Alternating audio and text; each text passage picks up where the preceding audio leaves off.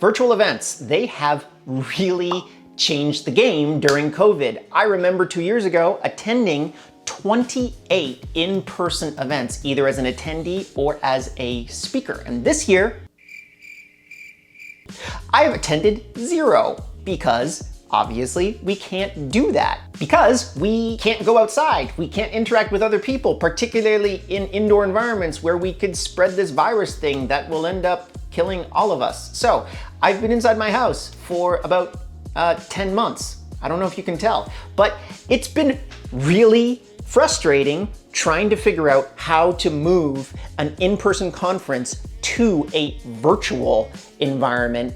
And we have had a lot of like starts and stops with running remote. So what I decided to do was to break down all the numbers for you from the beginning to the end to show you exactly what we've been doing with virtual events. How have we been making money? Have we been making a net profit at what we're doing? And what are our plans moving forward? Stay tuned. Okay, so when the actual pandemic happened in March, we were just about to run a running remote conference in April in Austin, Texas. We had almost 1,000 people registered for that conference. It was gonna be awesome. We were actually going to make profit, real profit, the last year. And unfortunately, that didn't happen. We had to shut down our conference, most like everyone else in the industry, and we had to switch to a virtual conference. We ended up doing something called Remote Aid, where you could quite literally jump on by donation.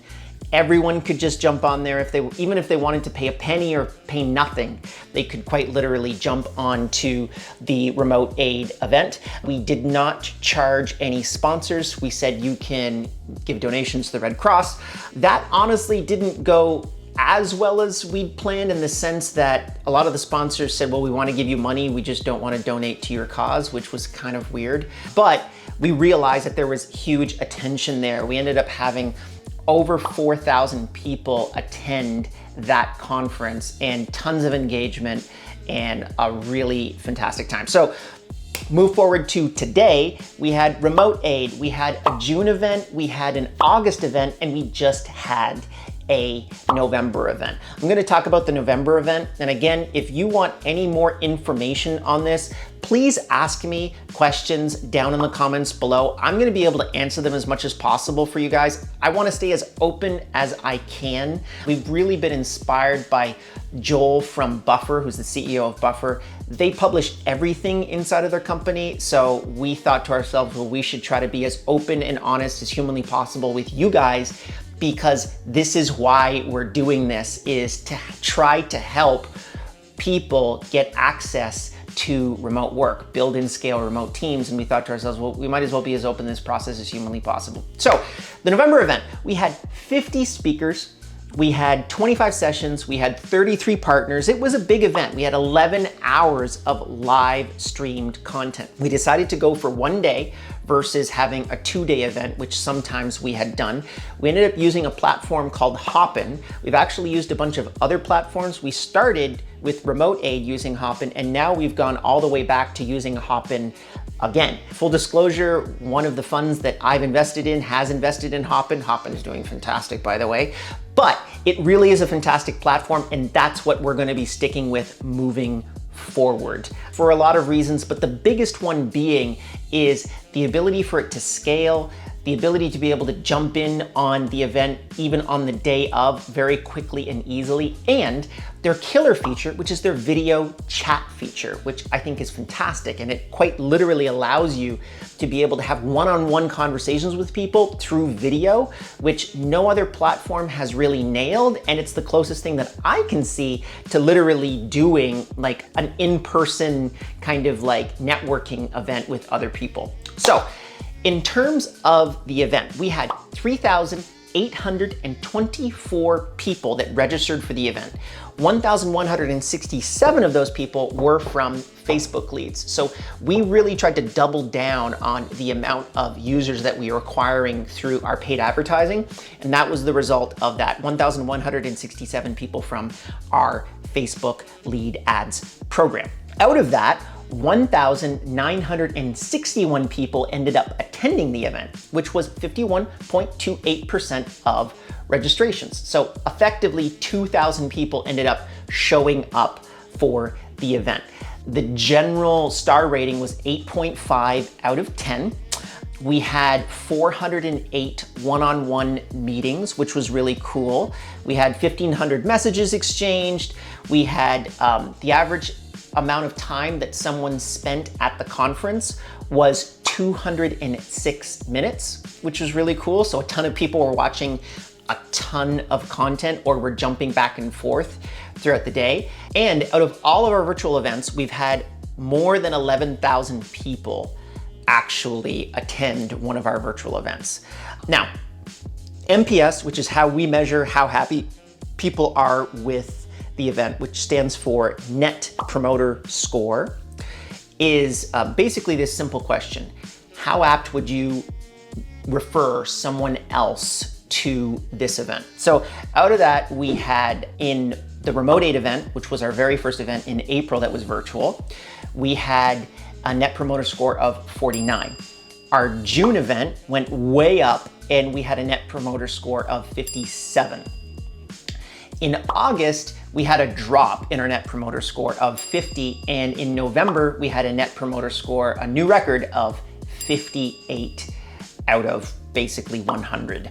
You can have higher than 100 in Net Promoter Score, but realistically, I think the highest ever measured was Apple at an 86, and that's the beauty of NPS, is that you can exchange it across a whole bunch of different industries and verticals. So NPS, we're pretty happy with that. I think the next one, we really want to target a 60 and just building up the systems and processes and protocols for all of this stuff to happen. Now, money. This is something that a lot of people don't really recognize. Online conferences are really expensive. You think that you're going to save a ton of money, but you still actually have to have the same logistics team. You have to have a video production team. You've got to actually pay for the software to host this entire system.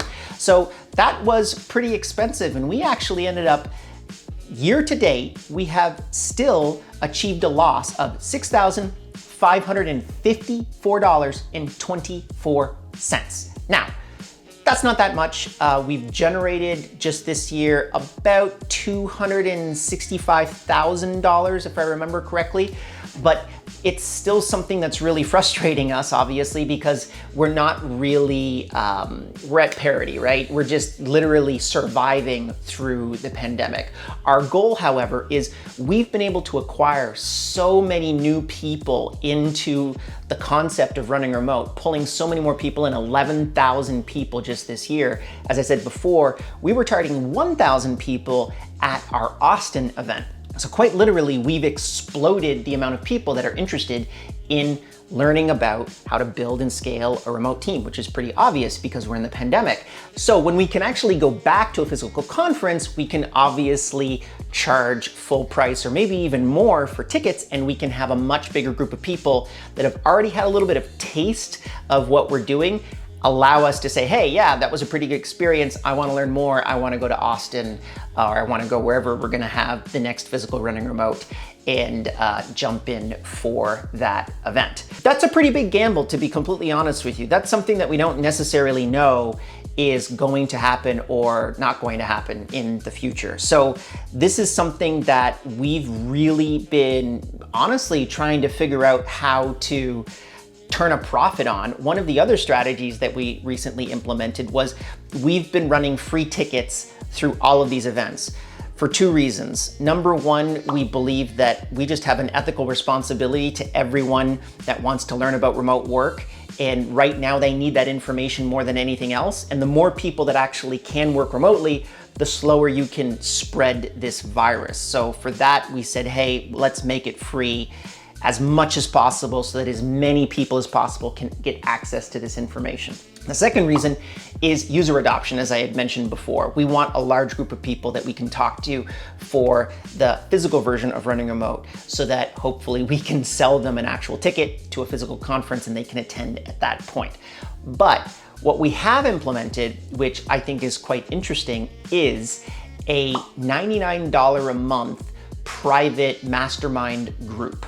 So that's quite literally us doing a video session with a remote work operator or founder that's really interesting, and you can go quite deep with that person, so you can ask them a lot of questions. We're giving people a private Slack group and a bunch of other things, including heavily discounting a future physical version of Running Remote to hopefully cash flow us to a point in which we can have the event in person. And we're generating, I think we have about 25 people in that group right now, which is very exciting. And if you're part of the group, hello, I'm really interested in talking a lot deeper with you guys. I know you're mostly remote founders and operators, so it's really a great group. And for us, it's a way for us to quite literally cash flow ourselves through this to be able to get to a point in which we can run that physical event and hopefully make some profit. So basically, remote events, and you can run them in kind of a scammy way, and you can push and make sure that you push people into buying like a $10,000 product or something like that. But we don't really want to do that, because we really think that that's short-term thinking, and that's honestly ripping people off, as opposed to saying, hey, we're going to be your partner in this. We're trying to get you this information as fast as humanly possible. That is our job, is to try to get you this information that you can build a remote company and hopefully love it. So that's a 10-year strategy, as opposed to ripping off a whole bunch of people and then running off with their money. We don't want to do that. We want to focus on the long-term game. And that's why we've implemented these strategies, and why, frankly, we're probably not making as much money as we should be. But we're sticking to the faith that we can make it happen. When we were running our Austin event, we were projected to do $250,000 in net profit. I think we can get back to that point for sure, and get even a lot bigger with how much bigger remote work has become. But if you have any ideas on how we can make the event a lot more profitable without necessarily giving up on the core mission of the company, which is to empower people to build remote companies, please put it down in the comments below. I'd love to hear it. And if you've already done that, and you've liked this video, why don't you subscribe to this channel? I quite literally talk about this stuff all day long, and subscribing is free, much like everything else at Running Remote. So if you've done all that stuff, I'll see you in the next video.